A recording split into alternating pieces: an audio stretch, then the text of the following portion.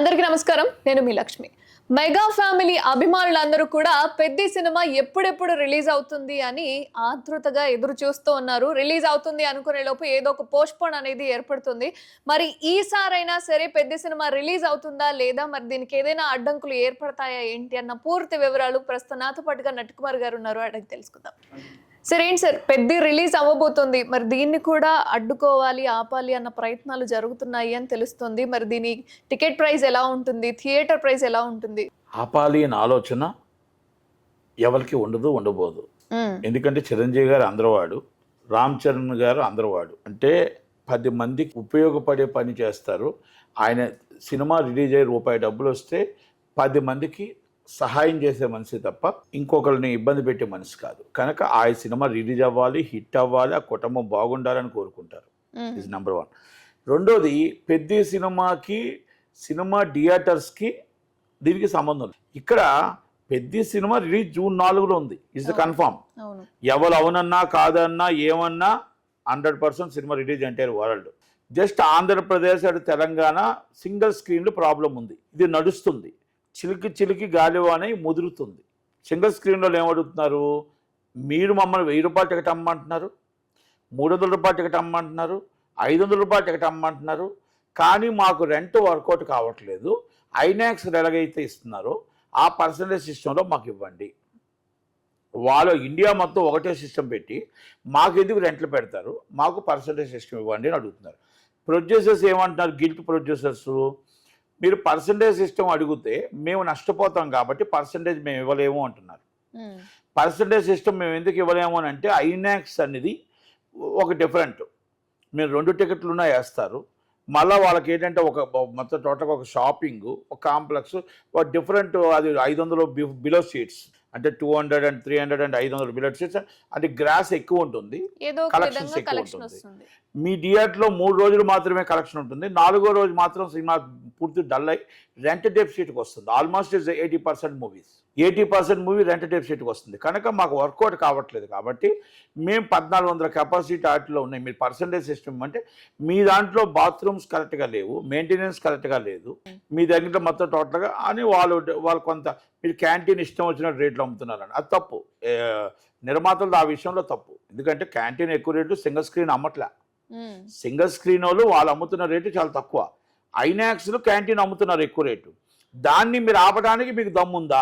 నేను సూటుగా ఈ పెద్ద నిర్మాతలు, గిల్ట్ నిర్మాతలు అడుగుతున్నా, మీరు సినిమా క్యాంటీన్లో ఏదైతే క్యాంటీన్ ఎక్కువ రేటు ఉందో అలాగే థియేటర్లో సినిమా ఇవ్వకుండా మీరు ఆపగలరా? మీకు ధైర్యం ఉందా? నెంబర్ 1. రెండోది, మొన్న చిన్న సినిమాలు సింగిల్ స్క్రీన్లో వాళ్ళు పర్సంటేజ్కి వేస్తాం, మేము రెంట్కి ఇవ్వమని చెప్పి సిస్టమ్ మారాలని చెప్పి వాళ్ళ సినిమాలు వేయడం మానేశారు తెలంగాణలో. మరి వాళ్ళకి మరి పెద్ద సినిమా మీరు ఇస్తారా? ఏ జట్లు అయితే మీకు ఇవ్వలేదో ఆ 23 థియేటర్లకి మీరు పెద్ద ఇస్తారా? అంటే థియేటర్ వాళ్ళకి భయపడి ఇస్తారా, లేకపోతే మీ సినిమా ఆడాలని ఇస్తారా? నేను 2 విషయాలు అడుగుతున్నా. మీరు ఆడాలని ఇస్తే మీరు చిన్న సినిమా జట్లు కూడా మీకు చిన్న సినిమానే, మరి సినిమానే కదా, మరి ఆ సినిమాని చంపేసి పెద్ద సినిమాకి ఎలాగిస్తారు? అంటే నేను ఎందుకు అడుగుతున్నానంటే, నిర్మాతలు కరెక్ట్గా ఫస్ట్ ఒక ఆర్డర్లోకి రావాలి, ఎగ్జిబిట్లో ఒక ఆర్డర్లో రావాలి. ఎగ్జిబిట్లో కూడా సింగిల్ స్క్రీన్ వాళ్ళు మీరు వచ్చి, బాబు మేము ఇది మేము రెంట్కి వేస్తాం, పర్సంటేజ్కి వేస్తామని చెప్పడానికి కరెక్ట్ కాదు. Multiplex is different, single screens is difference. మీరు రెంట్కి అడిగారు, రెంట్ పెంచమని అడగండి, తప్పులేదు. మీరు పర్సంటేజ్ సిస్టమ్ పెంచమని అడగండి, తప్పులేదు. మీరు సినిమా రేట్లు పెరిగాయి, దాని మీద మేము ఇంత రేటు వస్తుంది, మాకు రేటు పెరిగితే మాకు 30% పెంచండి రెంట్, అది తప్పులేదు. అంటే రేట్లు పెంచితే 30% పెంచండి. మీరు 1000 రూపాయలు టికెట్ పెడుతున్నారు, 1000 రూపాయలు పెడితే 30% మీకు వచ్చింది అనుకోండి. బెనిఫిట్స్ అనేది ప్యూర్ పర్సంటేజ్ పెట్టండి. బెనిఫిట్స్ ప్యూర్ పర్సంటేజ్, టోటల్గా కాకుండా ప్యూర్ పర్సంటేజ్ పెట్టండి. 30% exhibitor, 70% producer, distributor maybe producer, అలా పెట్టండి బెనిఫిట్స్. మామూలు తగ్గిమావన్నీ కూడా 30% హైక్ చేయండి రెంట్. పర్సంటేజ్ సిస్టమ్ ఇవ్వరు కదా, హైక్ చేయండి రెంట్. అంతే తప్ప ఇక్కడ మాకు ఇవన్నీ మేము ఇలాగ అడుగుతాం, మీరు ఎలా చేయాలనేది నిర్మాతలతో తప్పు ఉంది. ఎగ్జిబిట్లో కూడా ఈరోజు మాట్లాడుతున్న మాట రేపు ఉండట్లేదు. ఎగ్జిబిట్లో సంఖ్యత లేదు. ఎగ్జిబిట్లో మొత్తం టోటల్గా ఇప్పుడు వాళ్ళు ఆపడానికి పెద్ద సినిమా ఆపాలనుకోవట్లే, సినిమాని ఆపాలనుకుంటున్నారు. చేంజ్ రావాలి అనుకుంటున్నారు. చేంజ్ రావాలనుకుంటే మీరు మూసుకొని కూర్చోండి, తప్పలేదు. వాళ్ళు మల్టీప్లెక్స్లు వేసుకుంటారు. మీ నష్టం ఎవరికి వస్తుంది? సింగిల్ స్క్రీన్స్కి వస్తుంది. ఆంధ్రప్రదేశ్లో నాట్ సపోర్టెడ్. ఆంధ్రప్రదేశ్ సపోర్ట్ చేయదు. ఓన్లీ తెలంగాణ వాళ్ళు తెలంగాణలో 23, 40, 30 స్క్రీన్లు చేస్తే ఏమవుతుంది? ఇప్పుడు దిల్ రాజుకి సినిమా ఉంటే దిల్ రాజు చేయడు. మైత్రికి ఉంది కాబట్టి ఇప్పుడు దిల్ రాజు బంద్ చేస్తాను అంటాడు. సునీల్ అటు ఉంటాడు, ఇటు ఉంటాడు, డ్రామా ప్లే చేస్తాడు. It's a please drama. నిన్ను 100% దాంట్లో నో డౌట్. ఆయన సినిమా ఇదే పెద్ద చేస్తూ ఆపుతాడా? దిల్ రాజు ఇదే పెద్ద చేస్తూ ఆపుతాడా? అంటే నేను ఎందుకు అడుగుతున్నానంటే, మైత్రి రవి గారైనా, సతీష్ గారైనా, మీ నాగవంశీ గారైనా అందరూ కూడా పర్సంటేజ్ సిస్టమ్ అనేది సింగిల్ స్క్రీన్లు అనేది కరెక్ట్ కాదు. అలాగని మీరు సినిమా రేటు పెంచుకునేటప్పుడు వాళ్ళు మీరు 6,000కే వెయ్యాలి అంటే కాదు. మీరు దాన్ని బెనిఫిట్స్ అనేది 30% and exhibitor 70% and producer. Cinema any rate hype తీసుకుంటే 30% రెంట్ పెంచండి. అంటే సింగిల్ థియేటర్స్ ఉన్న ప్రొడ్యూసర్స్ ఇప్పుడు ఈ సినిమాలో ఇన్వాల్వ్ అయ్యి లేరు అన్న ఉద్దేశంతో ఈ సినిమాని ఆపాలని అని ఏమన్నా ప్రయత్నాలు జరుగుతున్నాయి? ప్రయత్నాలు ఏం లేవు. ప్రయత్నాలు అనేది ఎవరి వల్ల చేయరు కానీ అలా కాదు. రామ్ చరణ్ గారిది కాదు ఇది. ఓన్లీ ఇది ఎప్పటి నుంచో జరుగుతున్న గొడవ. ఇది ఓకే, గొడవకి వాళ్ళ మీటింగులు జరుగుతున్నాయి. ఆ మీటింగుల్లో అన్నీ కూడా ఒక్కొక్కరు ఆలోచించుకుంటున్నారు. ఎగ్జిబ్యూటర్ది తప్పు ఉంది, ప్రొడ్యూసర్ది తప్పు ఉంది. కూర్చొని ఒక దాంట్లో సెటిల్ చేయాలి. ఎగ్జిబ్యూటర్స్ ప్రెసిడెంట్గా is unfit and Suresh Babu unfit. ఎందుకంటే ఎగ్జిబ్యూటర్ దాంట్లో కూర్చొని మాట్లాడి బాధను తెలుసుకోలేని వాడు ఆయన నిర్మాత అవుతాడు, ప్రెసిడెంట్ అవుతాడా అని అడుగుతున్నా నేను. ఇప్పుడు నిర్మాతల తరపు నుంచి అశోక్ ఉన్నాడు. అశోక్ ఏం చేస్తున్నాడు? మీరు కూర్చొని మీ మాట వినలేనప్పుడు మీరు ఛాంబర్లో మీరెందుకు? మీరు అవతలగా నిర్మాతల వైపు, ఎగ్జిబ్యూటర్ల వైపు రెండు ఆలోచించండి. బెనిఫిట్స్లోకి ఇలా పెట్టండి. ఇదిగో ఆ సినిమాకి మీరు రేట్లు పెంచుకుంటే 30% హైప్ చేయండి. పర్సంటేజ్ సిస్టమ్ మేము ఇవ్వలేం. ఇదిగో ఇప్పుడున్న రెంట్ల మీద 10% 20% రెగ్యులర్ రెంట్ల మీద పెంచుకోండి. 10 or 20 రెగ్యులర్ రెంట్ల మీద పెంచండి అని మాట్లాడుకోవాలి. కానీ మీరు రెంటర్ పర్సంటేజ్ సేమ్ పాత పద్ధతి ఉందో అది ఇస్తాం అని చెప్పాలి. కానీ వాళ్ళు అడగడం తప్పే. మేము ఐనాక్స్లు ఎలాగున్నాయో మాకు మల్టీప్లెక్స్ ప్రకారం ఇవ్వండి అనేది ఎగ్జిబ్యూటర్ తప్పు ఉంది. వాళ్ళు కూడా మేము ఇష్టం వచ్చినట్టు మేము క్యాంటీన్ రేటు మీకు ధైర్యం ఉంటే, దమ్ము ఉంటే ఐనాక్స్లు ఆపండి.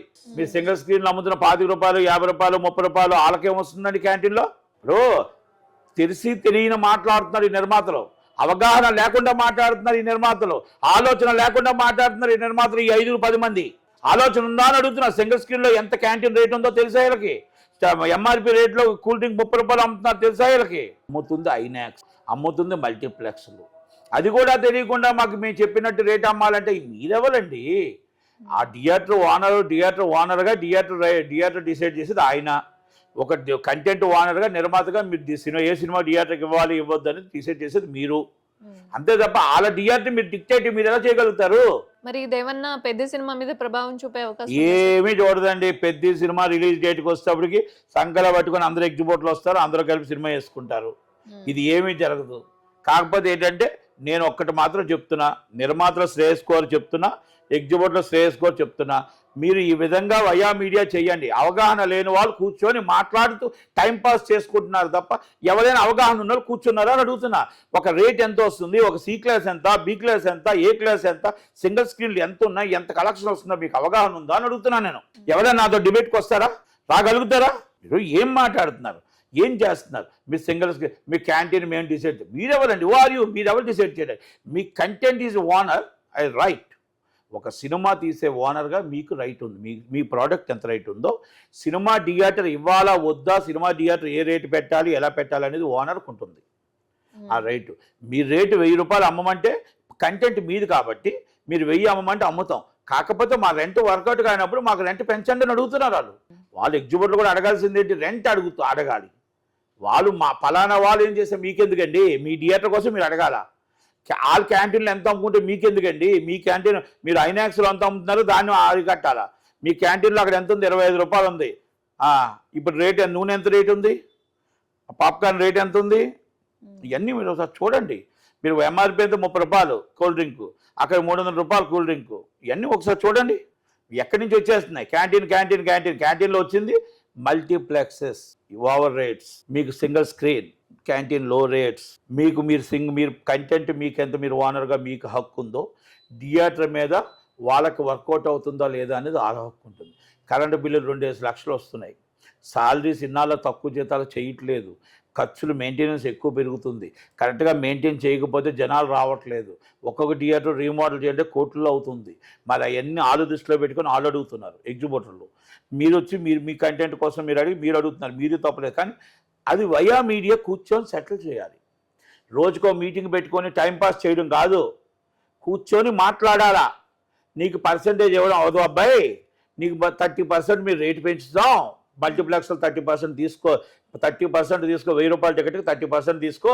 అదే 1000 రూపాయల టికెట్కి నీకు ఐమాక్స్లో మేము 55% ఇస్తున్నాం కాబట్టి 53%, మేము 47 ఇస్తున్నాం కాబట్టి మీకు 30% ఇస్తాం బెనిఫిట్స్.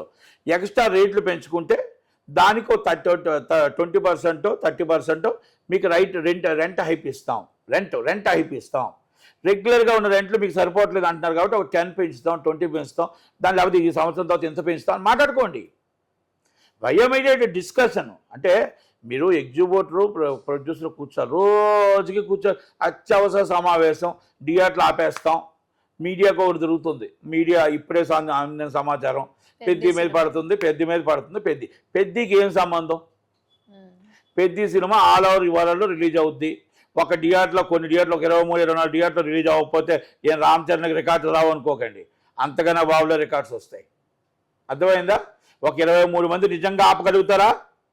ఆ 23 మంది ఆపమనండి సినిమాని. ధైర్యం ఉందా? వేయకుండా ఉంటారా? ఫస్ట్ ఆలే ఉంటారు లైన్లో. నేనేమంటున్నానంటే మనం సినిమాని ఎగ్జిబిటర్ వైపు ఆలోచించండి, నిర్మాత వైపు ఆలోచించండి. నిర్మాత వైపు ఎంత ఉందో మీరు ఎగ్జిబిటర్ని కూడా అంత ఆలోచించండి. వయా మీడియా డిసైడ్ చేయండి.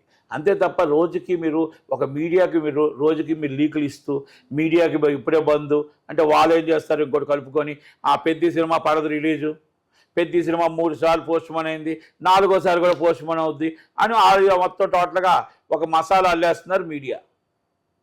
It's not correct. 4వ తారీఖు నాడు సినిమా వస్తుంది, జూన్ 3వ తారీఖు నాడు నైట్ నుంచి ప్రీమియర్ షోలు పడతాయి. Is correct. జూన్ 3వ తారీఖుని ప్రీమియర్ షోలు పడతాయి. 23 థియేటర్ల వాళ్ళు సినిమా వేయకపోతే మాకేమీ నష్టం లేదు. ఇది రామ్ చరణ్ గారికి ఇబ్బంది కాదు. అది మళ్ళా చెప్తున్నా, ఇది దిల్ రాజు గారు అర్థం చేసుకోవాలి, సునీల్ గారు అర్థం చేసుకోవాలా, మైత్రి రవి గారు అర్థం చేసుకోవాలా, మైత్రి సతీష్ గారు అర్థం చేసుకోవాలా, నాగవంశీ గారు అర్థం చేసుకోవాలా. సినిమా వాళ్ళు పర్సంటేజ్ అడుగుతున్నారు మేమేమో, మాకు రెంట్లు అడుగుతున్నారు మేమేమో కాదు. మీరు వయా మీడియా ఎగ్జిబిటర్ని అర్థం చేసుకోండి, మీరు నిర్మాతని మీరు అర్థం చేసుకోండి. వయా మీడియా సెటిల్ చేసి ఇది ప్రాబ్లం సాల్వ్ చేయండి. నేను ఎప్పటి నుంచో చూస్తున్నా, క్యూబులు ఇయోఫోల్ది కూడా ఛార్జెస్ ప్రాబ్లం సాల్వ్ చేయండి. చిన్న సినిమాలు బతకనియండి. పెద్ద సినిమాలు రిలీజ్ అవ్వాలి, చిన్న సినిమా బతకాలి అని ఒక సిస్టమ్ ప్రకారం వెళ్ళండి. అంతే తప్ప ఏమీ రాని వాళ్ళు వచ్చి అవగాహన లేని వాళ్ళు కూర్చొని అక్కడ మీటింగ్లు మాట్లాడితే కరెక్ట్ కాదు. ఇది స్ట్రేట్గా చెప్తున్నా. నేను ఏ పార్టీ దేంట్లోని లేను, ఈసీలో లేను, దేంట్లో లేను, నాకు ఏమీ సంబంధం లేదు. నేను సినిమాలు తీయట్లేదు, నేను ఒక డిస్ట్రిబ్యూటర్గా ఉన్నాను, ఎగ్జిబిటర్గా ఉన్నాను. నాకు అవగాహనతో మాట్లాడుతున్నాను తప్ప అవగాహన లేక మాట్లాడట్లేదు. ఒకవేళ నాకు అవగాహన లేదు అనుకుంటే అవగాహన ఉన్న ఎవరైనా నా కాడికి వస్తే నేను నేర్పిస్తాను, వాళ్ళు నాకు నేర్పిస్తారో చూద్దాం. Thank you very much. Thank you.